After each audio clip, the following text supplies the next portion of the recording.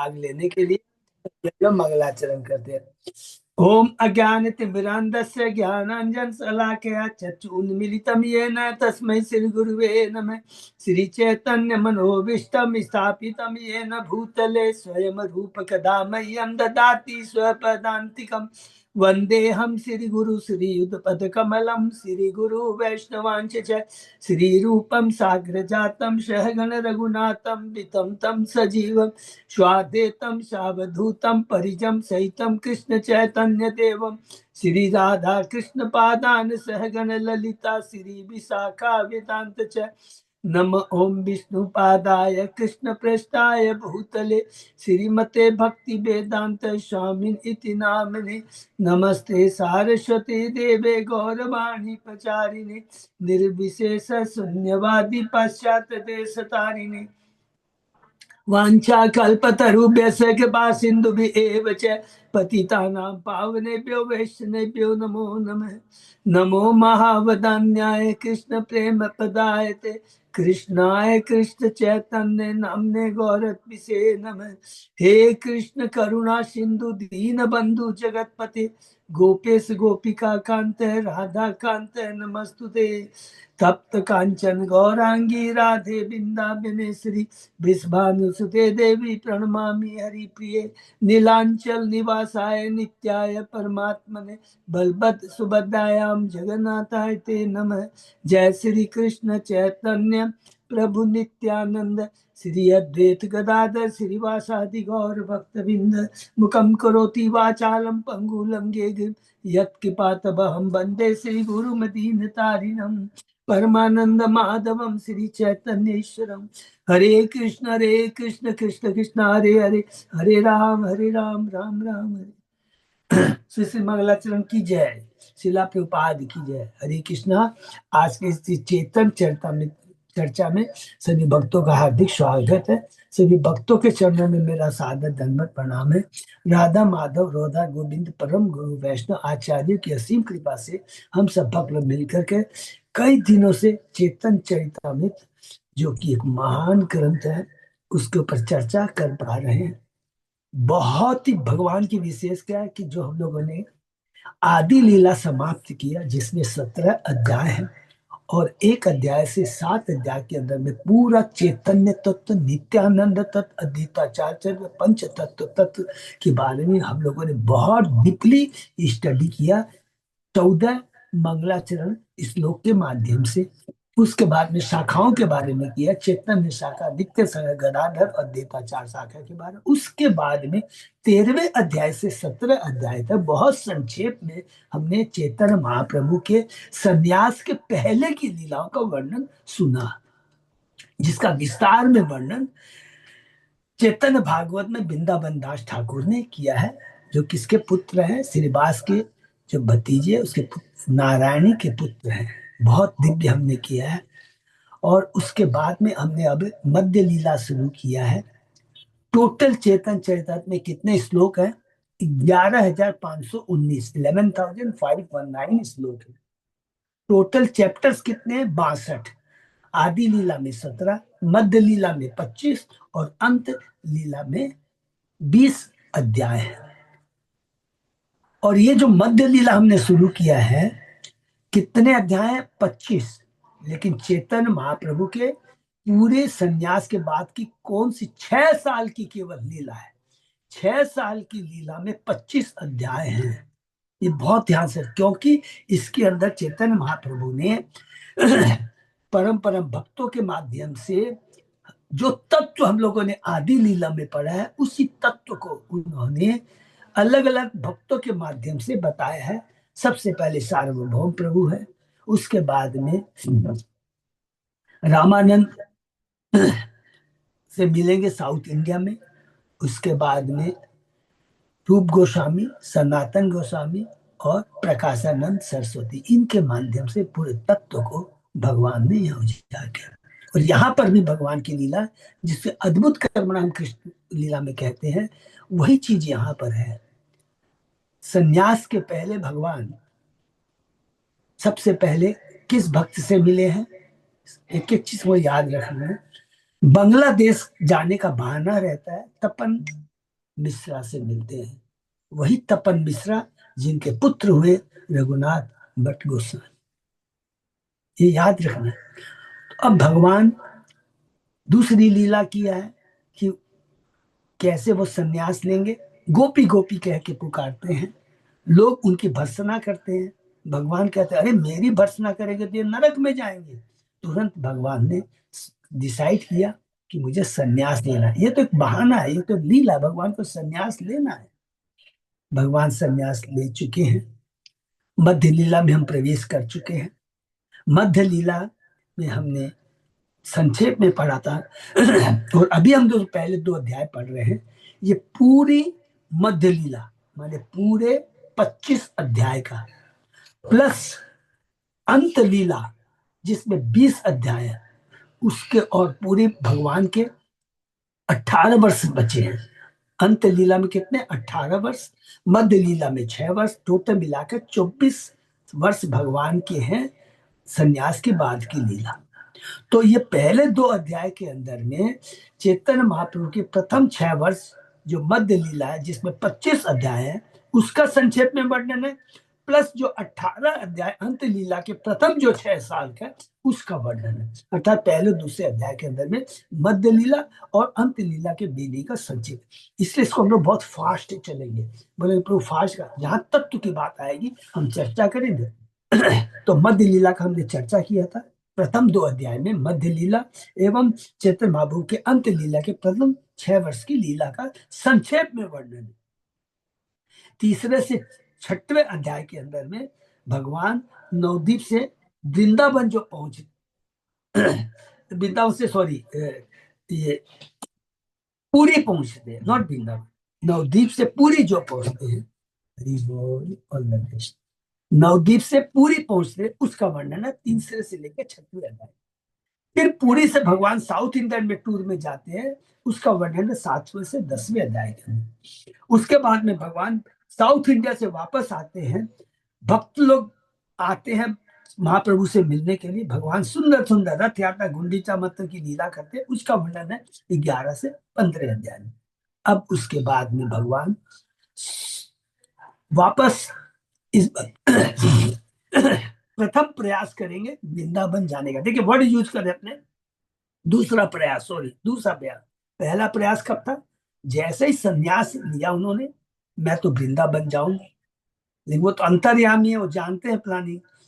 नित्यानंद के माध्यम से वो रुक जाते हैं, नित्यानंद उनको भ्रमित कर देते हैं, चलिए हम आपको वृंदावन ही ले चलते, ले जाते हैं। लेकिन कहा? उनको पूरी ले जाते हैं। उसके बाद में अब सेकंड प्रयास हो रहा है भगवान का साउथ इंडिया टूर से वापस आने के बाद, अब मेरे को वृंदावन जाना चाहिए। तो यहाँ भी वृंदावन भगवान नहीं जा पाएंगे। ये दूसरी भगवान की लीला है।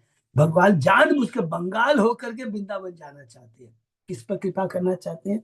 रूप गोस्वामी सनातन गोस्वामी पर कृपा करना चाहते हैं। उनसे मिलते हैं, ठीक है तुम लोग आ जाना। पहले तपन मिश्रा को बोले थे तुम आ जाना, अब रूप गोस्वामी सनातन गोस्वामी को दीक्षा देते हैं। ये भगवान की लीला, और वापस आ जाते हैं फिर पूरी। फिर तो इसका वर्णन जो है, अब जो वापस जा रहे हैं भगवान तीसरी बार पूरी से वापस आकर वृंदावन अब जा रहे हैं, जब झारखंड के रास्ते से जाएंगे, तो उसका वर्णन है 16 से 18 अध्याय के अंदर। और लास्ट में भगवान वृंदावन से जब फाइनली वापस आ रहे हैं, कहीं नहीं जाएंगे। मध्य लीला का अंतिम पड़ाव है, वो है 19 से 25 अध्याय के अंदर में। और 19 से 25 अध्याय के अंदर में भगवान ने रूप गोस्वामी सनातन गोस्वामी प्रकाशानंद सरस्वती के ऊपर में कृपा की। ये पूरा संक्षिप्त वर्णन है मध्य लीला का। हमने शुरू भी कर दिया था। शुरू शुरू में हमने क्या किया है कि कृष्णराज के विराज गोस्वामी ने सनातन गोस्वामी, जीव गोस्वामी, रूप गोस्वामी के बारे में बताया कि कैसे कैसे उन्होंने अलग अलग शास्त्र लिखे। तो उसके बाद में कहते हैं कि भगवान अब मध्य लीला शुरू करने जा रहे हैं। संन्यास ग्रहण करने के बाद महाप्रभु वृंदावन की ओर जाना चाहते हैं, किंतु नित्यानंद प्रभु ने उन्हें भ्रमित कर कर करके शांतिपुर में अद्वैताचार्य के घर पे ले आते हैं। उनका उद्देश्य क्या है? एक एक चीज है कि उनको अपनी माता से मिलना है। कि कब माँ के दर्शन मुझे पता नहीं है। अरे वृंदावन दास ठाकुर ने इतना सुंदर वर्णन किया है कि माता जब उनके बालों को नहीं देखते हैं, मुंडा हुआ सर देखती है, क्या रोती है। और एक एक भगवान के बालों का वर्णन है, नाई कैसे जब भगवान के बाल उतारता है कैसे रोता है। इतना सुंदर वर्णन है वृंदावन दास, आंख से आंसू आ जाएंगे। लेकिन विरक्ति, चेतन महाप्रभु अपनी विरक्ति दिखाते हैं, कोई चीज के प्रति आसक्ति नहीं। उसके बाद में माता सची से मिलते हैं और उसके बाद में परमिशन लेते हैं। माता सची कहती है तुझे वृंदावन में अपना बेस नहीं बनाना है, तुम्हें पुरी में बेस बनाना है। वो खुद अपनी माँ के मुंह से कहलवाना चाहते थे, इच्छा तो उनकी वही थी, लेकिन अपनी माँ के मुंह से कहलाना चाहते थे। और महाप्रभु जगन्नाथपुरी से पहुंच जाते हैं। और जगन्नाथपुरी जाते समय बहुत सुंदर सुंदर लीला की है। क्या लीला की है? विभिन्न मंदिरों की मुलाकात की, माधवेंद्रपुरी की कथा, हरी बोल, क्षीर गोपीनाथ की कथा, साक्षी गोपाल की कथाएं सुंदर सुंदर इसके अंदर आता है।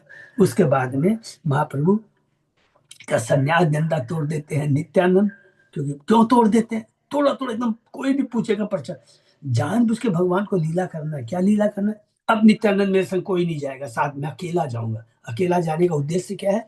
सीधा जगन्नाथपुरी मंदिर में जाएंगे, वो नाटक करेंगे कि मैं बेहोश हो गया हूँ, और उनको लेने कौन आ जाएंगे? सार्वभौम प्रभु, हरि बोल। तो सार्वभौम पर पहले कृपा करना है, और इसी बहाने सार्व प्रभु से मिलते हैं, और सार्व प्रभु उनको अपने घर लेके चले जाते हैं। उसके बाद में भगवान, हमने देखा, ये संक्षिप्त वर्णन है कि दक्षिण यात्रा शुरू करते हैं, कुरुप क्षेत्र में जाते हैं। वासुदेव नामक व्यक्ति चतुर्मास में त्रिबल भक्त के पास में रहते हैं, और यात्रा के समय एक विशेष भक्त के ऊपर कृपा करते हैं। राम दास नामक एक ब्राह्मण है, जो सदैव दुखित रहता है, राम का भक्त रहता है, खाना नहीं खाता है, खाली सोचता रहता है कि रावण की हिम्मत कैसे हुई सीता को टच करने की।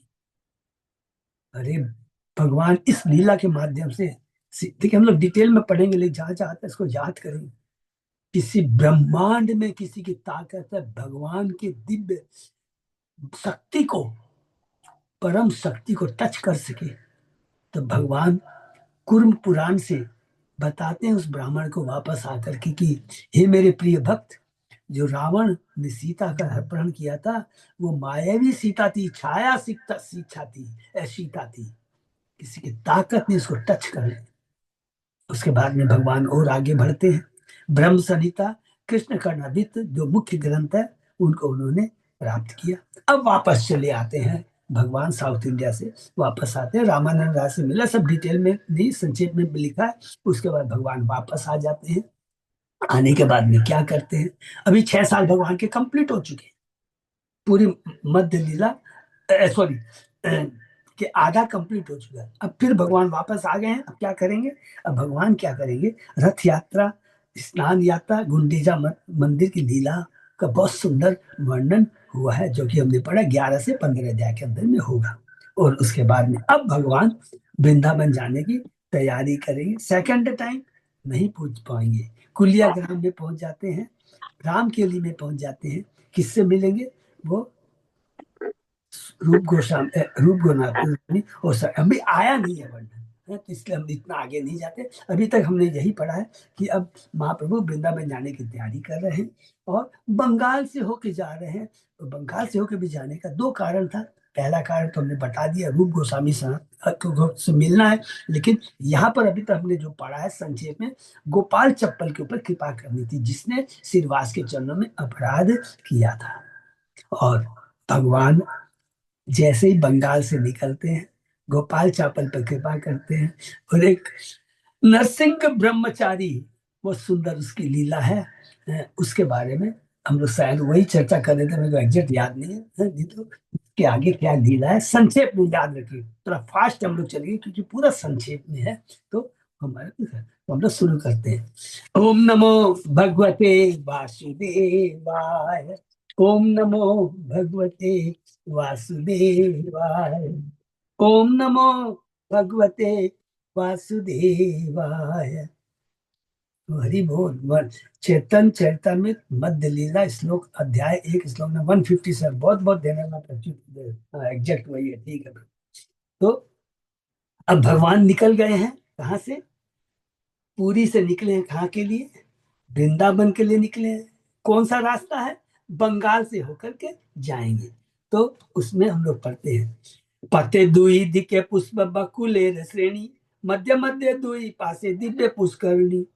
तो उन्होंने मन ही मन सड़क के दोनों किनारों को बकुल पुष्प के वृक्षों से सजाया और बीच बीच में दोनों और दिव्य सरोवर निर्मित किए। ये बहुत सुंदर श्लोक है। नरसिंहानंद ब्रह्मचारी है, ये फिजिकली नहीं कर रहा है, मन ही मन। देखिए भगवान प्लानिंग कर रहे हैं वृंदावन जाने की, तो मन ही मन देखो उसने कितने सुंदर कार्य किए। मन ही मन उन्हें रास्ते के दोनों किनारों तक बकुल के वृक्ष लगाए और बीच में इन दोनों को दिव्य सरोवर निर्मित किया ही बोल। रत्न बांधा घाटता है प्रफुल्ल कमल, नाना पक्षी को लहल सुधा समुज्जल।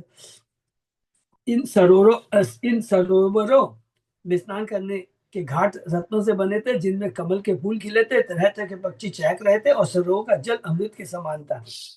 और जो भक्त है ना, इस तरह का जो मन से भगवान की इस तरह करता है ना, भगवान उसको एक्सेप्ट करते हैं, ऐसा नहीं है। शीतल समीर भय नाना गंध लोहा, कनाही नाटशाला पर्यंत होइलो बांधिया। पूरी सड़क में नाना प्रकार की शीतल हवा बह रही थी, जो विविध फूलों की सुगंध से लदी थी। वे इस सड़क को कनाई नाटशाला तक बनाते हुए ले गए। कनाई नाटशाला कलकत्ता से लगभग 200 मील दूर पर पूर्वी रेल की लूप लाइन में रेलवे स्टेशन का नाम तालझाड़ी है, जहाँ उतर कर लगभग 2 मील चलने पर कनाई नाटशाला आ जाता है। वो चलेंगे, हम लोग प्लान करेंगे। आगे मन नाही चले ना पारे बांधीते, पत बांधा ना जाए नरसिंह हेला विषिम से। नरसिंह ब्रह्मचारी सॉरी नरसिंहानंद ब्रह्मचारी अपने मन में कन्हई नासाला के आगे सड़क नहीं बना पाए। देखिए कितना है, उनके समझ में नहीं आ रहा था कि पूरी सड़क क्यों नहीं बन पा रही है, अतः वे चकित थे। अर्थात वो समझ गए, जब वो एक शुद्ध भक्त है, इस तरह भगवान के लिए रास्ता बना रहा है, बना रहा है, कन्हई साला में जाकर रुक जाता है, इसका मतलब भगवान अब इससे आगे नहीं जा पाएंगे। निश्चय कोरिया को ही सुन भक्तगण, ये बार ना जाबे न प्रभु श्री वृंदावन। उसके बाद उन्होंने विश्वास पूर्वक भक्तों से बतलाया, इस बार भी श्री चैतन्य महाप्रभु वृंदावन नहीं जा पाएंगे। हरि बोल। क्या भक्त का भाव है, और ये भगवान भक्त के माध्यम से ये स्थापित करते हैं कि मैं इस बार वृंदावन नहीं चाहूंगा, क्योंकि उनका तो उद्देश्य दूसरा है। गोपाल चापल पर कृपा किया, उसके बाद में कृपा करना है रूप गोस्वामी सनातन गोस्वामी। श्री निशानंद ब्रह्मचारी श्री चेतन बाबू के बहुत बड़े भक्त थे। अतः जब उन्होंने सुना कि महाप्रभु कुलिया से वृंदावन जा रहे हैं, तो भौतिक धन न होते हुए भी वे अपने मन के भीतर उनके लिए एक आकर्षक मार्ग बनाने लगे, जिससे होकर महाप्रभु जा सके। इस मार्ग का कुछ विवरण ऊपर दिया हुआ है, किंतु वे अपने मन के भीतर भी कन्हई नाटसा से आगे मार्ग न बना सके। अतः उन्होंने निष्कर्ष निकाला, इस बार भी चेतन बाबू वृंदावन नहीं जाएंगे। इस बार भी वर्ड क्यों यूज किया? क्योंकि पहली बार तो प्रभु बंगाल से जाने चाहते थे वृंदावन, लेकिन नित्यानंद प्रभु ने उनका रास्ता घुमा दिया था वृंदावन। और अभी सेकंड टाइम में भगवान अब फिर पूरी से बंगाल के माध्यम से जाना चाह रहे हैं वृंदावन, लेकिन नरसिंहानंद ब्रह्मचारी बोलते इस बार भी नहीं जा पाएंगे। शुद्ध भक्त के लिए भौतिक दृष्टि से मार्ग बनाना या मन के भीतर मार्ग बनाना एक समान है। हरि बोल। शुद्ध, कितनी इंपॉर्टेंट बातें लिखी है। इसका कारण यह कि पूर्ण पुरुषोत्तम भगवान जनार्दन भावग्राही अटारी भाव को ग्रहण करते हैं। उनके लिए चाहे मार्ग वास्तविक रत्नों से बनाया जाए या मानसिक रत्नों, दोनों एक समान है। मन सूक्ष्म होते भी आखिर पदार्थ है, अतः कोई भी मार्ग चाहे वह स्थूल पदार्थ हो या सूक्ष्म पदार्थ है, यदि भगवान की सेवा के लिए है तो भगवान उसे समान रूप से स्वीकार करते हैं। हरि बोल। दोनों ही सूक्ष्म है, मन बुद्धि अहंकार, और 5 स्थूल तत्व पृथ्वी अग्नि जल वायु आकाश, दोनों भौतिक है। सब भगवान की सेवा में लगना चाहिए। भगवान तो भक्त के भाव को ग्रहण करते हैं और यह देखते हैं कि वह सेवा के लिए कितना तत्पर है। हरि बोल।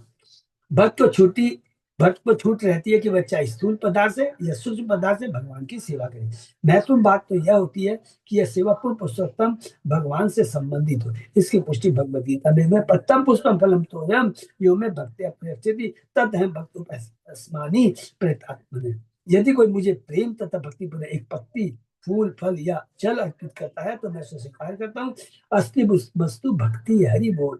शुद्ध भक्ति में भौतिक प्रकृति के गुणों का कलमश नहीं रहता। हेतुकम अप्रहिता, हेतु की भक्ति को किसी भी भौतिक अवस्था द्वारा रोका नहीं जाता।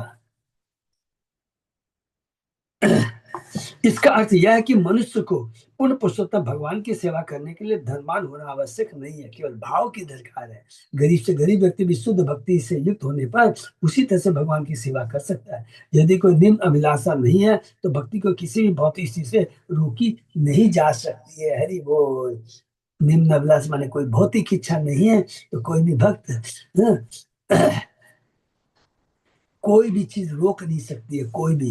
इवन प्रहलाद महाराज को हिरण्यकशिपु रोक नहीं पाया, कितना वो भौतिक रूप से शक्तिशाली था।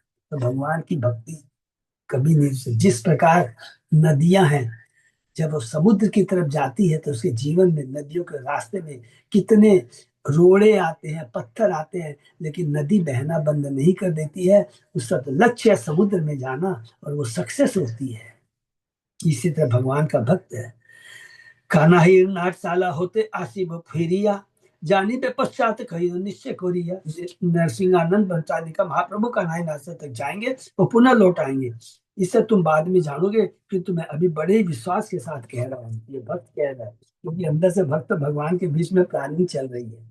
गोसाई कुलिया हित चोली ला वृंदावन, संगे संगे सहस्त्रेक हजारों लोग यत भक्तगण। जब श्री चैतन्य महाप्रभु कुलिया से वृंदावन क्यों चलने लगे तो हजारों लोग उनके साथ थे, और ये सारे भक्त थे। हरि बोल। जहां जहां प्रभु तहां कोटि संख्या लोक, देखी ते ऐसे देखी खंडे दुख शोक। श्री चैतन्य प्रभु जहां जहां गए वही असंख्य लोगों की भीड़ उनका दर्शन करने आई। दर्शन करने पर उनका सारा दुख और शोक दूर हो गया। देखिए, भगवान और भगवान के भक्त का दर्शन करने से सारे भौतिक कष्ट दूर हो जाते हैं, क्योंकि उसमें दिव्य भक्ति, दिव्य भाव आ जाता है। दिव्य भाव के सामने कोई भी भौतिक कष्ट कभी नहीं सताएंगे। जहां जहां प्रभु रे चरण पड़िए चलिते, से मृतिका लय लोक गर्त होय पथे। जहां जहां महाप्रभु के चरण भूमि पर पड़ते थे, लोग तुरंत आकर वहां की धूल ले लेते। धरी बोल। उन लोगों ने इतनी धूल एकत्रित की कि इसके मार्ग में अनेक गड्ढे बन गए। हरि बोल। इच्छे चोली आईला प्रभु राम के लिग्राम, गरुड़ निकट ग्राम अति अनुपम। हरि बोल। राम के लिए चले आए, सबको समझ में आ गया होगा। अंत में श्री चैतन्य महाप्रभु रामकेली नामक गांव में आए। यह गांव बंगाल की सीमा पर स्थित है और अत्यंत मनोहर है। रामकेली ग्राम बंगाल की सीमा पर गंगा नदी के तट पर स्थित है। श्री रूप गोस्वामी सनातन से इसी गांव में रहने वाले थे। हरि बोल। तहा नित्य कोरे प्रभु प्रेम अचेतन, कोटि कोटि कोटि लोग ऐसे देखी थे चरण। राम के ग्राम में संकीर्तन करते समय आप प्रभु नृत्य करते और कभी कभी भगवत प्रेमवश अपनी चेतना खो देते थे। राम के ग्राम में असंख्य लोग उनके शंकरों का दर्शन करने के लिए आए। गौड़ गौड़ गौड़ गौड़ेश्वर यवन राजा प्रभाव सुनिया, कोहिते लागी लोकिचु विस्मित हुआ। जब बंगाल के मुसलमान राजा ने, ये बहुत अच्छा है, सुना कि श्री चैतन्य बाबू के प्रभाव से असंख्य लोग आकृष्ट हो रहे हैं, ये है भगवान तो भगवान के भक्तों की दिव्य शक्ति का प्रभाव, स्वतः ही लोग आकर्षित हो रहे हैं, तो वह अत्यंत विस्मित हो गया और इस प्रकार कहने लगा। देखिए इसका कितना सुंदर भाव। बिना दान इतने लोग का जार पाचे होय, सही तो गोसाई ये जाने ये निश्चय। बिना कुछ दान दिए जिस व्यक्ति का इतने लोग अनुसरण कर रहे हो, वह निश्चय ईश्वर का दूत होगा। मैं निश्चित रूप से ऐसा समझता हूँ। ये मुसलमान राजा बोल रहे हैं। काजी यवन यार न करी हिंसन, आपन इच्छा है बोलूं चाह उवर में। उस मुसलमान राजा ने अपने काजी मजिस्ट्रेट को आदेश दिया, इस हिंदू ईश्वर के दूत को ईर्ष्यावस्तंग मत करना। वह जहां भी जो कुछ चाहे उसे करने दिया जाए। एक मुसलमान राजा तक श्री चैतन्य बाबू को ईश्वर के दूत के दिव्य पद पर स्थित जान गया था। अतः उसने स्थानीय काजी को आदेश दिया कि वह उन्हें तंग न करे, अपितु उन्हें इच्छा अनुसार कार्य करने दिया जाए। हरि बोल। देखिए, भगवान के शरण में आने से एकमात्र भगवान जिस जगह पे जाते हैं, देखिए हम यदि भगवान के जहाँ चरण पड़ते हैं, वहां कोई भी भौतिक कलुषिता चेतना खत्म हो जाती है। जैसा कि प्रभाव देखिए इस मुसलमान राजा के ऊपर पड़ा, यह भगवान के प्रेजेंस का दिव्य प्रभाव। केशव छत्री से राजा वार्ता पूछी लो, प्रभुर महिमा छत्री उड़ाई लगिल। जब मुसलमान ने अपने सहायक केशव छत्री से श्री चैतन्य बाबू के प्रभाव के बारे में जानना चाहा, तो उसने महाप्रभु के बारे में सब कुछ जानते हुए भी बात टालने के लिए चेतन कार्यकलापों का कोई महत्व नहीं दिया। जबकि ये देखिए केशव चेतन हिंदू है और वो मुसलमान राजा है, लेकिन उसने चेतन महाप्रभु को इतना वो नहीं दिया। जब केशव छेत्री से श्री चेतन बाबू के विषय में पूछा गया तो वह कूटनीतिज्ञ की बात ही बात करने लगा। यदि वह उनके विषय में सब कुछ जानता था, किंतु उसे भय था कि कहीं मुसलमान राजा महाप्रभु का शत्रु न बन जाए। अतः उस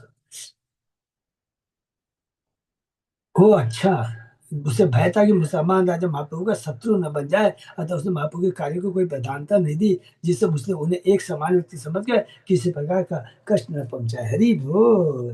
देखिए कितना सुंदर, उसका भी देखिए दिव्य सोच है।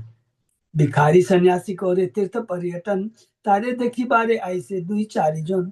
केशव क्षेत्र ने मुसलमान राजा बताया कि चैतन्य महाप्रभु एक सन्यासी है जो विभिन्न तीर्थों की यात्रा करें, तो कुछ एक लोग ही उनके उनको देखने आए, जबकि बहुत सारे लोग आए थे। जवन ने तो मार ठाई करे लागिनो तार हिंसा लाभ बनाई है आर आनी। केशव छत्री ने कहा आपका मुसलमान सेवक ईर्ष्यावश उनके विरुद्ध षड्यंत्र कर रहा है। मेरे विचार से उनमें अधिक रुचि लेना आपके लिए लाभप्रद नहीं होगा, तो इससे नुकसान ही हो सकता है। राजा रे प्रभु केशव ब्राह्मण पाठा चोली बार तारे प्रभु पाठा ही लगे। इस प्रकार राजा को समझा बुझा कर केशव छत्री ने श्री चेतन बाबू के पास इस प्रार्थना के साथ एक ब्राह्मण दूत भेजा कि वे शीघ्र ही वहां से चले जाए। हरि बोल। अब यहाँ पर दबीर खासे रे राजा पुछिलो निभृते गोसाई रे महिमा ते हो लागी लो कही।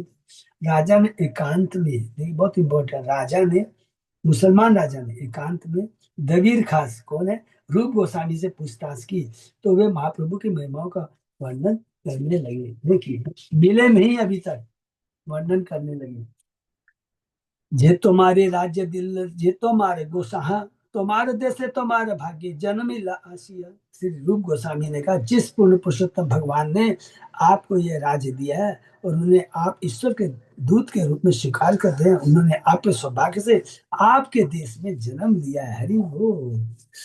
तुम्हारा मंगल वाच्य कार्य सिद्धि है, यह आशीर्वाद है तुम्हारा सर्वत्र जय। यह ईश्वर के दूत सदैव आपके मंगल के आकांक्षी हैं। उन्हीं की कृपा से आपके सारे कार्य सफल होते हैं। उनके आशीर्वाद से आपकी सर्वत्र विजय होगी। ये रूप गोस्वामी बताते मुसलमान राजा को कि देखिए वो सब कुछ कृष्ण का है। मोरे मन पूछ तुम्हें पूछ आपन मन, तुम्हें नारादीप हो विष्णु अंश सम। आप मुझसे क्यों पूछ रहे हैं, आप अपने मन से क्यों नहीं पूछते।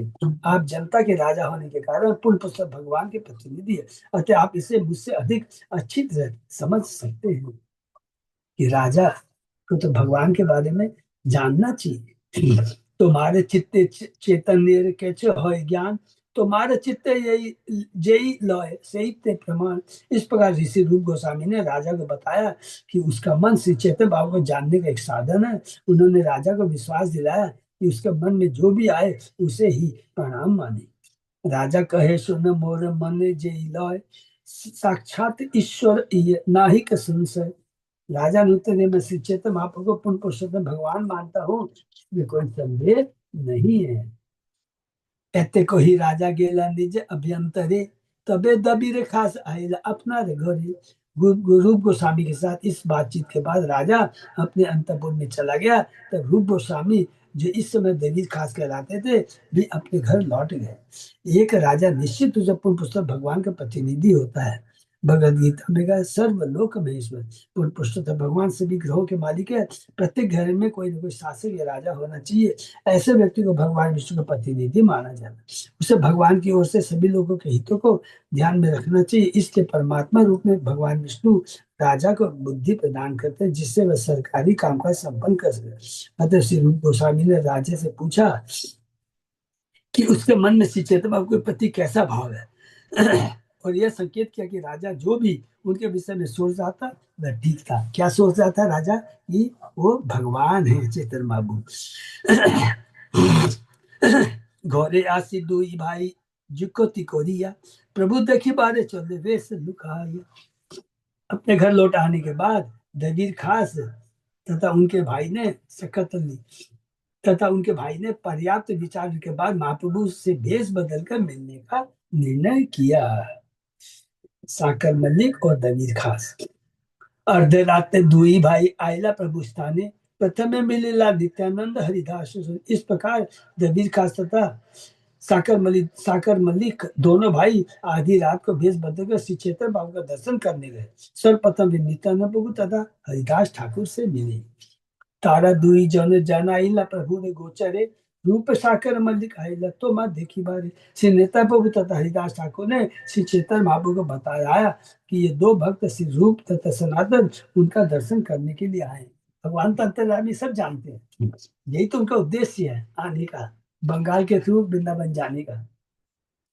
साकर मल्लिक नाम तथा सागर मल्लिक नाम था सनातन गोस्वामी का, और दलित खास नाम था रूप गोस्वामी का। वे मुसलमान राजा की नौकरी में इसी नाम से जाने जाते थे, अतः वे मुस्लिम नाम थे। सरकारी अधिकारी होने के कारण इन दोनों भाइयों ने विभिन्न मुसलमान रीति रिवाज अपना लिए थे। दुही गुच्छ तीन दुहे दोषे ने धोरिया, गले बस बांधी पड़े दंडवत हुआ। हरि बोल। देखिए कैसे प्रणाम करते हैं। दोनों भाई अत्यंत दीनतावश अपने दांतों में तिनके दबाकर और अपने गले में कपड़ा बांधकर महाप्रभु के सामने दंड के समान गिर पड़े। दैन्य रोदन न करे आनंद निघल, प्रभु कहे उठ उठ होइल मंगल। श्री चैतन्य बाबू को देखकर दोनों भाई आनंद से अभिभूत हो गए और दीनतावश रोने लगे। महाप्रभु ने उनसे उठने के लिए कहा और उनके मंगल की कामना की। तो हम इसको बहुत डिटेल में पढ़ेंगे, क्योंकि ये संक्षेप में खाली बता रहे हैं कृष्णास के दास गोस्वामी, इसलिए बता रहे हैं कि उनको गारंटी नहीं है कि मैं आगे और इस धरा पर रह पाऊंगा कि नहीं, क्योंकि 93 साल के आसपास वो हो चुके थे। फिर भी हम लोग बहुत सुंदर ढंग से संक्षिप्त में पढ़ते जा रहे हैं। उठी दुई भाई तबे दंत तीन धोरी, दैन्य कोई स्तुति करे करड़ी और कोरी। दोनों भाई उठ खड़े हुए और पुनः उनके दांतों में और अपने दांतों में तिनका दबाकर उन्होंने रात हाथ जोड़कर विनम्र भाव से भगवान की प्रार्थना की। जय जय श्री कृष्ण चैतन्य दयामय, पतित पावन जय जय महाशय। पतितात्माओं का उद्धार करने वाले परम दयालु श्री कृष्ण चैतन्य महाप्रभु की जय हो, परम भगवान की जय हो। नीचे जाति नीचे संगी कौरी नीचे काट, तुम्हारे अग्रते प्रभु कहिते वासीलाल। हे प्रभु, कौन कह रहे हैं? रूप गोस्वामी सनातन चैतन्य बाबू को, हे प्रभु, हम नीच जाति के हैं और हमारे संगीत तथा हमारी नौकरी भी निम्न कोटि की है, अतः हम आपके समक्ष अपना परिचय नहीं दे सकते। हमें यहाँ आपके समक्ष खड़े होने में अत्यधिक लज्जा का अनुभव हो रहा है। यद्यपि रूप तथा सनातन उस समय दलील खास तथा साकर मल्लिक दोनों भाइयों ने अपने आप को निम्न कुल से संबंधित बताया, जबकि वह उच्च कोटि के ब्राह्मण के घर में जन्म हुआ है, किंतु वे मूल कर्नाटक के अति सामान्य ब्राह्मण परिवार के थे। हरि बोल। इस तरह वे वास्तव में ब्राह्मण जाति के थे। दुर्भाग्यवश मुसलमान सरकार की नौकरी में होने के कारण उन्हें रीति रिवाज तथा व्यवहार मुसलमानों जैसे थे, इसलिए उन्होंने अपने आप को नीच जाति का कहा। जाति का अर्थ जन्म। शास्त्रों के अनुसार जन्म तीन प्रकार के होते हैं। पहला माता के गर्भ से, दूसरा शुद्धिकृत संस्कार द्वारा, तब तीसरा गुरु दीक्षा से। तो हम लोगों के तीन हैं, ठीक है ना, माँ के जन्म से, और उसके बाद यज्ञ वो क्या होता है ना, पोता बंगला में बोलते हैं, शुद्धिकरण संस्कार, और तीसरा गुरु दीक्षा से। घृणित काम करने या नीच लोगों की संकीर्ति करने से मनुष्य नीच बनता है। रूप तथा सनातन दबीर का साकर मल्लिक के रूप में मुसलमानों का संग करते थे, जो स्वाभाविक रूप से ब्राह्मण संस्कृत तथा गौ रक्षा के विरुद्ध थे। सिर्फ भागवत के 7वें स्कंद में कहा गया कि प्रत्येक मनुष्य का कोई न कोई वर्ग होता है, वह शास्त्रों में उल्लेखित विशेष लक्षणों द्वारा पहचाना जाता है। वह अपने लक्षणों से ही किसी जाति विशेष का माना जाता है। दलील खास तथा शकर मल्लिक दोनों ही ब्राह्मण जाति के थे, किंतु चूंकि वे मुसलमानों के यहाँ नौकर थे, अतः उनकी मूल प्रवृत्तियां बिगड़कर मुसलमानों जैसी बन गई। चूंकि उनमें ब्राह्मण संस्कृति के लिए कोई लक्षण लगभग नहीं थे, इसलिए वे अपने आप को नीच जाति का कहते थे। भक्ति रत्नाकर में स्पष्ट कहा गया कि चूंकि शाकर में तथा दलित का नीच जाति के लोग साथ रहते थे, इसे उन्होंने अपना परिचय नीच जाति से संबंधित कहकर दिया, किंतु वास्तव में उनका जन्म सामान्य ब्राह्मण परिवार में हुआ था। तो कैंटो 7 के अंदर में हम लोगों ने पढ़ा है, प्रहलाद महाराज की शिक्षा के बाद में कैंटो 7 के 11 अध्याय से 15 अध्याय तक वर्णाश्रम धर्म के बारे में बताया गया। तो उसी का रेफरेंस यहाँ पर प्रभुपाद जी ने अपने तात्पर्य में दिया है कि वास्तव में कौन ब्राह्मण है, कौन क्षत्रिय, कौन वैश्य या शूद्र है। केवल जन्म से ब्राह्मण नहीं होता, कर्म से ब्राह्मण होता है। मत मत तुल्यो नास्ति पात सुनी मत तुल्यो नास्ति पापात्मा नराद न परादि च कंचन परिहारी अपि लज्जा में किम ब्रूवे पुरुषोत्तम। हे प्रभु, हम आपको बतला देना चाहते हैं कि न तो हमसे बड़ा कोई पापी है, नहीं हमारे समान कोई अपराधी है। यदि हम अपने पाप कर्म बताना भी चाहें तो हमें तुरंत लज्जा आ रही है, उन्हें छोड़ने की बात तो दूर है नहीं। इनका विनम्र भाव है। यह श्लोक श्री रूप गोस्वामी कृत भक्ति रसास्मित सिंधु का है। पतित पावन हेतु तुम्हार अवतार, अमा बोई जगते पतित नाहिया। दोनों भाइयों ने निवेदन किया, हे प्रभु, आप पतितात्मा को उद्धार करने के लिए अवतरित तो हैं। आप ऐसा समझिए कि इस संसार में हम जैसा पतित कोई नहीं है। जगाई मगाई दुई कोरिले उद्धार, तहा उद्धारिते श्रम नहीं लो तुम्हार। अपने जगाई मगाई दोनों भाइयों को उद्धार किया, किंतु उनको उद्धार करने में आपको कठिन परिश्रम नहीं करना पड़ा, क्योंकि वो बहुत ज्यादा पापी नहीं थे। हम तो इतने ज्यादा पापी है कि बहुत परिश्रम लगेगा हमको सुधरने में। ये है देखिए उनका विनम्र भाव। ब्राह्मण जाति तारा नौ दीपे घर, नीचे सेवा नहीं करे नहीं नीचे रे कुकर। जगाई तो वह दोनों भाई ब्राह्मण जाति के थे और उनका निवास नवद्वीप की पुण्य भूमि में था। उन्होंने न तो कभी नीच पुरुषों की सेवा की थी, न ही वह नीच कार्यों के साधन बने। सब एक दोष तार होए पापाचार, पाप राशि दोहे नाम नामा नाम आभासे ही, नाम आभास में नाम आभासे ही तुम्हार। जगाई तथा मगाई में केवल एक दोष था, वे पाप कर्म में लिप्त रहते थे, किंतु पाप कर्मों का भंडार आपके पवित्र नाम के कीर्तन के आभास मात्र से ही जलकर भस्म हो सकता है। वो फिर रूप गोस्वामी तथा सदाशिव गोस्वामी ने अपने आप को जगाई मगाई नामक दो भाइयों से भी अधम बताया। ये हमको याद है ना, यही भाव किसका था? कृष्णराज के विराट गोस्वामी का था। हम लोगों ने पढ़ा है मोस्टली अध्याय 8 के अंदर में, हाँ?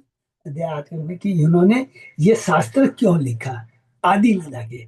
सेम कृष्णराज के विराट गोस्वामी ने कहा कि मैं तो जगाई मगाई से भी बहुत गिरा हुआ हूँ। जब रूप सनातन गोस्वामी ने अपनी तुलना जगाई मगाई से की तो उन्होंने अपने आप को उससे नीच पाया, क्योंकि इन दोनों सराही भाइयों का उद्धार करने में बापू को तनिक भी श्रम नहीं करना पड़ा। ऐसा इसलिए क्योंकि पाप कर्म में लिप्त रहने पर भी अन्य कई प्रकार से उनका जीवन उज्जवल था। वे नवद्वीप के ब्राह्मण थे तथा ऐसे ब्राह्मण स्वभाव से पुण्यवान होते थे। यदि वे पूरी संगति के कारण कुछ पाप कर्मों में लिप्त रहते, किंतु ये अवांछित बातें भगवान के परिणाम का कीर्तन करने मात्र से ही नष्ट हो सकती थी। जगाई मगाई के लिए दूसरी बात यह थी कि ब्राह्मण परिवार के सदस्य होने के नाते उन्होंने किसी की नौकरी स्वीकार नहीं की थी। शास्त्र द्वारा वर्जित है कि कोई ब्राह्मण किसी दूसरे की नौकरी करे। भाव यह है कि किसी को सामने बनाने पर मनुष्य को कुत्ते का कार्य स्वीकार करना पड़ता है। अरे बोलो, दूसरे शब्द में कुत्ता बिना स्वामी का उन्नति नहीं कर सकता, और स्वामी को पसंद करने के लिए कुत्ता अनेक लोगों के प्रति अपराध करता है। कुत्ता अपने स्वामी को पसंद करने के लिए निर्दोष लोगों पर भुगता है। इसी प्रकार जब कोई नौकर बनता है तो उसे अपने मालिक के आदेशानुसार नीच कार्य करने के लिए बाध्य होना पड़ता है। अतः जब दलील खास तथा साकर मलिक ने अपनी स्थिति की तुलना जगाई तथा मगाई से की तो उन्हें लगा कि जगाई मगाई दोनों की स्थिति उनसे बहुत अच्छी है। जगाई तथा मगाई ने कभी किसी नीच व्यक्ति की नौकरी स्वीकार नहीं की थी, न ही उसके आदेश पर वो कोई नीच कार्य करने पर विवश हुए थे। वे निंदा के रूप में श्री चैतन्य भाव के नाम का उच्चारण करते थे, किंतु उनका नामोच्चारण करके उन नामोच्चारण करने के कारण वे तुरंत ही पाप कर्मों के फलों से मुक्त हो गए। इस सब बाद में उनका उद्धार हुआ। देखिए कितनी इंपॉर्टेंट बात यहाँ पे लिखा है, हाँ? कि हम किसी की नौकरी करते हैं तो मालिक जैसा काम करने के लिए बोलेगा हमको करना पड़ेगा। लेकिन जगाए मगाए ने किसी की नौकरी नहीं की। वो भगवान का नाम भले निंदा से ले लेते, भगवान का नाम इतना पवित्र है, लेकिन कंस को ले लीजिए, शिशुपाल को ले लीजिए, सबका उद्धार हो गया, उन्हें मुक्त हो गया। नाम में इतनी शक्ति है, नामाभास में इतनी शक्ति है। तुम्हारा नाम लोहा तुम्हारा कोरिलो निंदन, से ही नाम होइलो तार मुक्ति रे कारण। हरि बोल। जगाई मगाई ने आपकी निंदा के रूप में आपके पवित्र नाम का उच्चारण किया, सौभाग्यवश वही पवित्र नाम उनकी मुक्ति का कारण बने। हरि बोल। मैंने यहाँ पर नाम की महिमा बताया गया, हम लोग उसको बहुत डिटेल में फिर से पढ़े। भगवान के पवित्र नाम की महिमा, जो जाने अनजाने में ईर्ष्यावश काम वश क्रोधवश या किसी रूप में लेता है तो उनका कल्याण होता है। जगाई मगाई होते कोटि कोटि गुण, अधम पतित पापी आमी दुई जन। हम दोनों जगाई मगाई से करोड़ों गुना अधम है। हम उनसे अधिक नीच, पतित तथा पापी है, क्योंकि हम लोग एक पापी मुसलमान की नौकरी करते हैं, उसका खाते हैं। मलेच्छ जाति मलेच्छ सेवी कोरी मलेच्छ कर्म, गो ब्राह्मण दो ही संगी हमारे संगम। वास्तव में हम मलेच्छ मांसाहारी जाति के हैं, क्योंकि हम मलेच्छों के नौकर हैं। निसंदेह हमारे कार्य बिल्कुल मनुष्य की तरह है। चूंकि हम सदैव ऐसे लोगों की संगति करते हैं, तो हम गौ तथा ब्राह्मण के प्रति शत्रु भाव रखने वाले हैं। तो देखिए, इसमें यहाँ पर बताना चाह रहा हूँ, जबकि उनके संग नहीं है ऐसा। संघ का प्रभाव बता रहे हैं। मांसाहारी दो प्रकार के होते हैं, वे जो मांसाहारी परिवार में जन्म लेते हैं तथा वे जो मांसाहारी की संगति में रहने लगते हैं। हरि बोल। हमें श्री रूप से सनातन गोस्वामी पहले दलील खा सकर मंदिर से यह शिक्षा मिलती है कि किस प्रकार मांसाहार की संगति करने मात्र से कोई मांसाहारी बन जाता है। किंतु फिर भी राज्य की ओर से गोवध के लिए कसाई घर चलते हैं। इस समय भारत में महत्वपूर्ण पदों पर अनेक तथाकथित ब्राह्मण आसीन है, किंतु फिर भी राज की ओर से गोवध के लिए कसाई घर चलते हैं और वैदिक सभ्यता के विरुद्ध प्रचार किया जाता है। वैदिक सभ्यता का पहला सिद्धांत यह है कि स्वांसार तथा नशे से दूर रहना। किंतु इस समय भारत में नशा मांसाहार को प्रोत्साहित किया जा रहा है और इस पर राष्ट्र की अध्यक्षता करने वाले तथाकथित विद्वान ब्राह्मण श्री रूप गोस्वामी सन्यासी द्वारा दिए गए माप अनुसार पतित हो गए। ये तथाकथित ब्राह्मण अच्छा वेतन पाने के लिए इन कसाई घरों को स्वीकृति दे देते थे और ऐसे जघन्य कार्य का नहीं करते। इससे वैदिक सभ्यता के सिद्धांतों की अवमानना एवं गोवध का समर्थन करने के कारण वे तुरंत मलेच्छों यवनों के पद को प्राप्त हो जाते हैं। मलेच्छ मांसाहार करने वाला होता है और वैदिक संस्कृति में भ्रष्ट व्यक्ति को यवन कहते हैं। दुर्भाग्यवश ऐसे मलस्थ यवन प्रशासन चलाते हैं, जो कि इस कलयुग में भी हो रहा है। तब भला राज्य में सुख शांति कैसे रह सकती है? या राजा या राष्ट्रपति को पूर्ण पुरुषोत्तम भगवान का प्रतिनिधि होना चाहिए, उसे राजर्षि होना चाहिए। जब महाराज युधिष्ठिर ने भारतवर्ष जो पहले सारे जल थल समय संपूर्ण पृथ्वी ग्रह का शासन संभाला, तब उन्होंने भीष्मदेव तथा भगवान के जैसे महापुरुषों का आशीर्वाद प्राप्त किया था। इस तरह वे धार्मिक नियमों के अनुसार समूचे संसार का शासन करते थे। कौन? युधिष्ठिर महाराज। किंतु इस समय राज्य के अध्यक्ष धार्मिक नियमों की परवाह नहीं करते। यदि अधार्मिक लोग किसी बात पर या वह शास्त्रों के नियमों के विरुद्ध क्यों न हो मतदान करते हैं, तो बिल पारित हो जाते हैं। ऐसे जघन्य कार्यों से सहमत होकर राष्ट्रपति तथा राज्य के अध्यक्ष पाप के भागी बनते हैं। सनातन तथा रूप गोस्वामी ने अपने आप को ऐसे ही कार्यों के लिए दोषी माना, इसलिए ब्राह्मण कुल में जन्म होने पर भी उन्होंने अपनी गिनती मनुष्यों से की, क्योंकि उनका संग किया है। मोर कर्म मोर हाथे लगाए बांधिया, कुविषय विस्तार करते दिया छे पहलाइला। साकर मल्लिक तथा दगीर खां दोनों भाइयों ने विनीत भाव से निवेदन किया कि अपने जघन्य कार्यों के फलस्वरूप उन्हें हाथ तथा गले से बांधकर भौतिक इंद्रिया भोग रूपी घृणित मल जैसे पदार्थों के गड्ढे में गिरा दिए गए। श्री भक्ति सरस्वती ठाकुर ने कुविषय गत की व्याख्या इस प्रकार की है। इंद्रियों के कार्यों के फलस्वरूप हम अनेक इंद्रिय तृप्ति के कार्य करते हैं और इस तरह भौतिक कार्य के नियमों से बंध जाते हैं।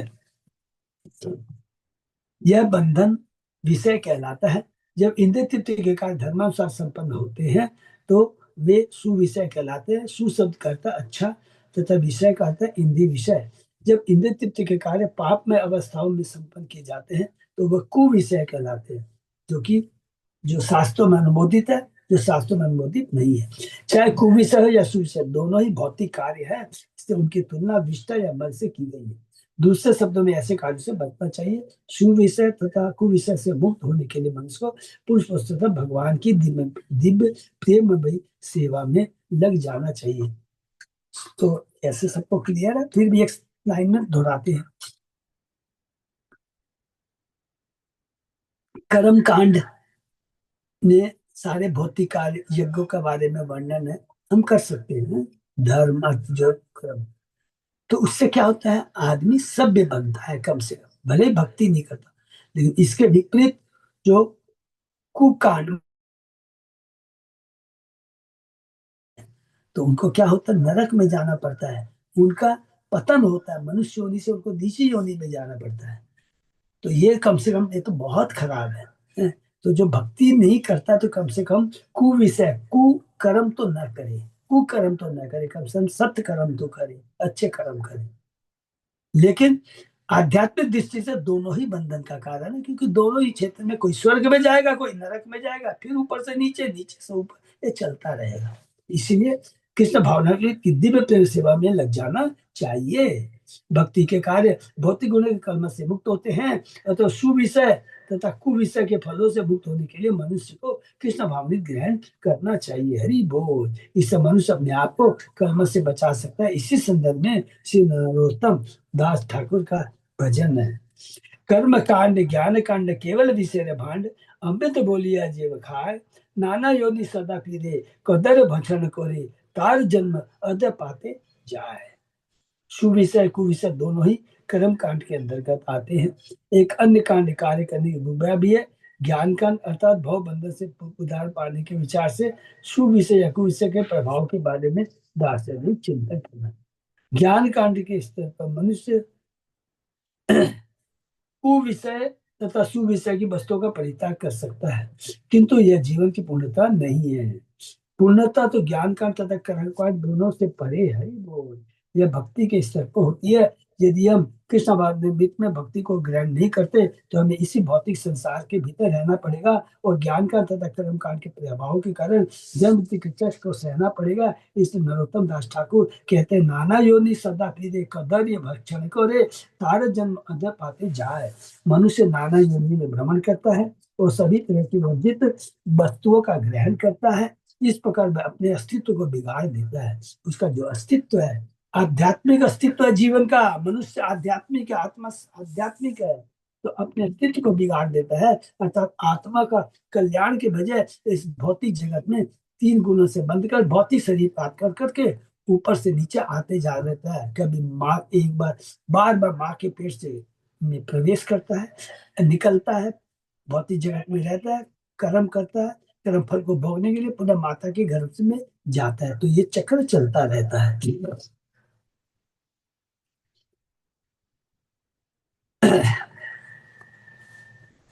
इस प्रकार वह अपने अस्तित्व को बिगाड़ देता है। भौतिक जीवन में कुविषय सुविषय में लिप्त मनुष्य की वही स्थिति होती है जैसे मल के कीड़े की। मल मल ही है, चाहे वह गीला हो या सूखा। इसी प्रकार भौतिक कर्म पवित्र या अपवित्र हो सकते हैं, किंतु भौतिक होने के कारण वे मल के तुल्य है। ये बहुत इंपॉर्टेंट है। देखिए प्रभुपाद जी ने चूंकि ये चेतक चरितमत के ऊपर चर्चा कर रहे हैं, कितनी दिव्य बात है। कीड़े अपने आप मल के बाहर नहीं निकल सकते। इसी प्रकार इस भौतिक संसार में बुरी तरह आसक्त लोग भौतिकवाद से निकलकर कृष्ण भावनान्वित नहीं हो सकते। उनमें आसक्ति तो रहती है, जैसा प्रहलाद महाराज ने प्रहलाद में 7वें कैंटो में ये सरी बोल में बतलाते हैं। अपने पिता को बोलते हैं ना, ये वाला इसलिए बहुत सुंदर है। मतिर्न कृष्ण परत, मतिर्न कृष्ण परत स्वतो वा मितो अभिपद्येत ग्रीव्रतानम, अदांत गोपी विशताम तमिश्रम, पुनः पुनश्चर्वितम चर्वणानम। जिन लोगों ने इस भौतिक जगत में रहकर इंद्र तृप्ति भोगने का निश्चय कर लिया है, वे कृष्ण भावना भावित नहीं हो सकती। भौतिक कर्म में लिप्त होने के कारण वे न तो अपने गुरुजनों के आदेश उपदेशों से, वे न ही अपने निजी प्रयासों से या बड़े बड़े सम्मेलनों में प्रस्ताव पारित करने से मुक्ति प्राप्त कर सकते हैं। हरि बोल। अपने असंमित इंद्रियों के कारण इच्छित या अनिश्चित योनि में जन्म मृत्यु के चक्र की पुनरावृत्ति के लिए वे संसार के अंधतम प्रदेश में क्रम से गिरते रहते हैं। हरि बोल। तो ये बहुत इंपॉर्टेंट श्लोक है, जो कि हमको तत्व यहाँ पर पूरा किया कि जीवन का लक्ष्य है तीन गुण से ऊपर आना, मुक्त होना। भौतिक जगत में रहते हुए भी हम मुक्त हो सकते हैं। कंडीशन यही है कि जो भौतिक चीजों के प्रति, असत्य के प्रति जो आसक्ति है, उसको त्याग कर सत्य के प्रति आसक्ति को पैदा करना पड़ेगा। केवल ज्ञानी की तरह असत्य के प्रति अनासक्ति ही काफी नहीं है। ज्ञानी लोग क्या होते हैं, वो भौतिक जगत में कोई कार्य नहीं करते, दार्शनिक चिंतन करते रहते हैं, लेकिन मुक्ति पाते हैं, लेकिन जाते का ब्रह्म ज्योति में जाते हैं, लेकिन फिर वहां से घूम के आते हैं। तो ये वास्तविक में मुक्ति वो है जो भगवान के चरणों में जाकर के उनकी सेवा का सौभाग्य प्रदान करे, ये वास्तविक मुक्ति है। आमा उद्धारिते बोली नाही त्रिभुवने, पतित पावन तुम सोबे तमा बिन हरि बोल। तीनों लोकों में हमारा उद्धार करने में कोई भी समर्थ नहीं है, आप पतितात्मा के एकमात्र उद्धारक हैं, अतः आपके अतिरिक्त हमारा कोई दूसरा नहीं है, एकमात्र आप ही पतित पावन है। भगवान को ही पतित पावन कहा गया है और कोई दूसरा नहीं। पतित पावन, पतितों का उद्धार, पतितों का उद्धार का मतलब है भौतिक जगत से मुक्ति दिलाना, 3 गुणों से मुक्ति दिलाना। आमा उधारी या यदि देखाओ निज बल, पतित पावन नाम तबे से सफल हरि बोल। यदि आप अपने दिव्य बल से हमारा उद्धार कर दे तो निश्चय आप पतित पावन के रूप में जाने जाएंगे। कंडीशन देखते भक्त बोलता है कि आप पतित पावन से मेरा उद्धार कीजिए, तभी तो आपको पतित पावन कहलाएंगे। सत्य एक बात कहो सुनो दयामय, मोह बिनु दया पात जगत न होय। हम बिल्कुल सत्य कह रहे हैं, हे दयामय कृपया इसे सुन लीजिए, तीनों लोगों में हमारे अति कोई दूसरा दया का पात्र नहीं है, हमारे लोगों में हमारे अति कोई दूसरा दया का पात्र नहीं है। मोरे दया कोरी करो सो दया सफल, अखिल ब्रह्मांड देखो को तुम्हारा दया बल। हम सर्वाधिक पतित हैं, अतः हम पर दया करने पर आपकी दया सर्वाधिक सफल होगी। संपूर्ण ब्रह्मांड को आपकी दया की शक्ति देखने दीजिए, अब छिपा के मत रखिए, हमारा उद्धार कर करके पूरे ब्रह्मांड को दिखा दीजिए कि आप वास्तव में पतित पावन हैं। हरि बोल। न मृषा परमार्थम एवं में श्रेणु विज्ञापन में एक अग्रतः, यदि मैं न दसीयसी तदा दयनीय तव नाथ दुर्लभ। हे प्रभु, हमें आपके समक्ष एक बात कहने दे, यह रंच मात्र में मिथ्या नहीं है अपितु सार्थक है। यह इस प्रकार है, यदि आप हम पर दयालु नहीं होंगे तो आपकी कृपा के लिए हमसे अधिक योग्य पात्र ढूंढ पाना अत्यधिक कठिन होगा। हम इतने पापी हैं, अरे आपके लिए एक परीक्षा है, अगर आप मेरा उद्धार कर देंगे तो आपका जो पतित पावन नाम है गारंटेड है, प्रूफ हो जाएगा, प्रूफ हो जाएगा। यह श्लोक श्री यमुनाचार्य कृत स्तोत्र रत्न से हरि बोल। अपन अयोग्य देखी मोने पाप क्षोभ, तथापि तुम्हारे गुणे उपजाए लोग। आपकी कृपा के लिए उपयुक्त पात्र न होने से हम अत्यधिक विक्षुब्ध है, फिर भी हमने आपके दिव्य गुणों के विषय में सुन रखा है, अतः हम आपके प्रति अत्यधिक आकृष्ट हैं। बामन जचे चांद धरिते चाहे कोरे, तचे यही वांचा मोर उठे अंतरे। निसंदेह हम उस बामन के तुल्य हैं जो चांद को, बामन माने नाटा के तुल्य हैं, जो चांद को पकड़ना चाहता है। यद्यपि हम सर्वथा योग्य है, किंतु हमारे मनों में आपकी कृपा प्राप्त करने की अत्यंत इच्छा उठ रही है। भवन्तमेव अनुचरण भवन्तमेव अनुचरण निरंतर, प्रशांत विशेष मनो रथांतर। कदा अहम एकांतिक नित्य किंकर, प्रहर्षयिष्यामि सनात जीवितम। आपकी निरंतर सेवा करने से मनुष्य सारी भौतिक इच्छाओं से मुक्त हो जाते हैं। बहुत इंपॉर्टेंट श्लोक है। भगवान की सेवा करने स्वतः ही सारी भौतिक इच्छाएं अपने आप खत्म हो जाती है और पूर्ण शांति प्राप्त करता है। वह समय कब आएगा जब मैं आपका नित्य दास बनूंगा और ऐसा योग्य स्वामी पाकर सदैव प्रसन्नता का अनुभव करूंगा। तो भगवान कहता है मैं तुम्हारे लिए तो आया हूँ। सनातन गोस्वामी को शिक्षा दे से चेतन बाबू ने यह घोषणा की है कि प्रत्येक जो पूर्ण पुरुषोत्तम भगवान का सनातन दास है, जीवन स्वरूप है कृष्ण नित्य दास। यही समस्त जीवों की स्वाभाविक स्थिति है। जिस प्रकार एक कुत्ता या नौकर दक्ष मालिक पाकर या एक बालक सक्षम पिता पाकर पूर्ण संतुष्ट रहता है, उसी तरह जीव भगवान की सेवा पूर्णता निरत रहकर संतुष्ट रहता है। बहुत इंपॉर्टेंट देखे तात्पर्य, वास्तव में हम शांति का प्राप्त कर सकते हैं, सुखी कर सकते हैं जब सदगुरु सद भक्त जो भी सदगुरु के हम शरण में जाते हैं तो शांति है। जिस तरह एक बच्चा, और कई कई उदाहरण है, जिस एक बच्चा माँ की गोद में, कौन ये बात कहता है? ब्रह्मा जी कहता है। ब्रह्मा जी की स्थिति में कि एक बालक तभी सुख का अनुभव करता है जब अपनी माँ की गोद में आके बैठता है। इससे से वह जान लेता है कि उसका सक्षम स्वामी उसे सभी प्रकार कष्टों से उबार देगा। हरि बोल। जब तक जीव को भगवान का निश्चित संसर्ग प्राप्त नहीं हो जाता, तब तक वह चिंतित रहता है। यह चिंता का जीवन ही भौतिक जीवन कहलाता है। पूर्ण तुष्ट एवं चिंता मुक्त होने के लिए मनुष्य को भगवान की निरंतर सेवा करने की स्थिति पर आना होगा। यह श्लोक श्री श्री यमुनाचार्य कृत स्त्रोत रत्न से है। हरि बोल। सुनी महाप्रभु कहे सुनी दबीर खास, तुम्हें दुई भाई मोर पुरातन दास। ये देखिए कितना इंपॉर्टेंट श्लोक है, भगवान कह रहे हैं और कोई दूसरा नहीं कह रहा है। दबीर खास साकर मंदिर की प्रार्थना सुनने के बाद श्री चैतन्य बाबू ने कहा, हे दबीर खास, तुम दोनों भाई मेरे पुराने सेवक हो।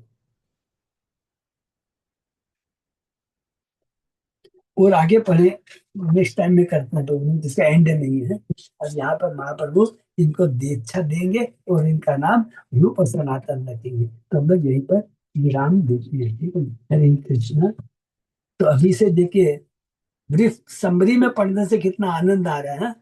और जब मध्य लीला का 19वां अध्याय और 20वां अध्याय, माने सभी अच्छे हैं। ये कभी बोलने से क्या होगा, हम लोग का थोड़ा गलती हो जाती है, लेकिन भावुकता बस मुंह से आ जाता है। 19 अध्याय में मंदिर, 20 अध्याय में जो रूप गोस्वामी सनातन गोस्वामी को जो शिक्षा, 19 अध्याय में रूप गोस्वामी को, उसके बाद में सनातन, बहुत दिव्य शिक्षा, सारी चीजें आएंगी। जीवे स्वरूप और कृष्ण पूरा तत्व उसके अंदर में चेतन महाप्रभु बताएंगे। और उसे पूरे तत्व को लेकर इन दोनों ने एक एक से बुक्स लिखी है। हम लोगों ने बुक्स का नाम पढ़ा है ना, अभी स्टार्टिंग में हमने पढ़ा है। हरि भक्ति विलास, सनातन गोस्वामी ने, उसके अंदर में वैष्णव एथिक्स के बारे में बहुत सुंदर सुंदर लिखा है। और इधर में हम लोगों ने रूप गोस्वामी का तो पढ़ ही रहे बार बार, भक्ति रसामी सुंदर, ललित माधव, विदग्ध माधव, अलग अलग बहुत सारे उन्होंने नाटक और शास्त्र लिखे हैं। पूरा तत्व का उन्होंने उजागर किया है। क्योंकि अभी हमने पढ़ा है ना पिछली क्लास में, क्या लिखा चेतन महाप्रभु ने स्वरूप दामोदर को क्या कहा था, जब उन्होंने एक श्लोक लिखा कि इसमें भक्ति के तत्व को उजागर करने की शक्ति है। हे स्वरूप दामोदर, आप इसको और भक्ति के बारे में बताओ। तो इसीलिए तो ये सब भगवान के पार्षद हैं। तो ये अब भगवान अभी लीला रचा रहे हैं, तो अपन याद करते जाएंगे तो हम लोग का देखिए कंसेप्ट तब तो बहुत क्लियर होगा। अभी भगवान ने किन किन को पकड़ा है, 6 गोस्वामियों में तपन मिश्रा को पकड़ लिया, रूप गोस्वामी और सनातन गोस्वामी, सॉरी तपन मिश्रा का पुत्र है, तपन मिश्रा को पकड़ा है, उनका बेटा ये 6 गोस्वामी में बनेगा। तो 3 गोस्वामी हमको पकड़ में आ गए, तपन मिश्रा का पुत्र है रघुनाथ भट्ट गोस्वामी, और अभी ये रूप गोस्वामी, रूप गोस्वामी और सनातन गोस्वामी। एक एक चीज को नोट करते जाएंगे। ठीक। तो भगवान का पर्पज है इन 6 गोष्ठों के माध्यम से गौड़ी परंपरा में कृष्ण भक्ति का प्रचार करना। और इन 6 गोस्वामी ने चेतन महाप्रभु की कृपा से इस कलयुग में हम बद्ध जीवों का उद्धार किया, इतने सुंदर शास्त्र लिखे हैं। ठीक है ना। हरे कृष्ण। ये पे विराम देते हैं। और कभी ऐसे पढ़ते जाएंगे, कोई दो चीज है नहीं। अच्युत अजय दास प्रभु कुछ बोलना है प्रभु? नहीं प्रभु जी, ऐसे तो कुछ बस ऐसे कोई नहीं, ठीक है प्रभु है, ये तो हम लोग विराम देते हैं। और बस अभी हम लोगों को गौर पूर्णिमा के लिए अपने को तैयारी करना है, बहुत नजदीक आ रहा है, 3 तारीख ही है। हरे कृष्ण। करीब। सही भक्तों का बहुत बहुत धन्यवाद। फिर आगे सेशन ये विराम देते हैं, फिर सोमवार सुबह 7 बजे। बोल हरि बोल।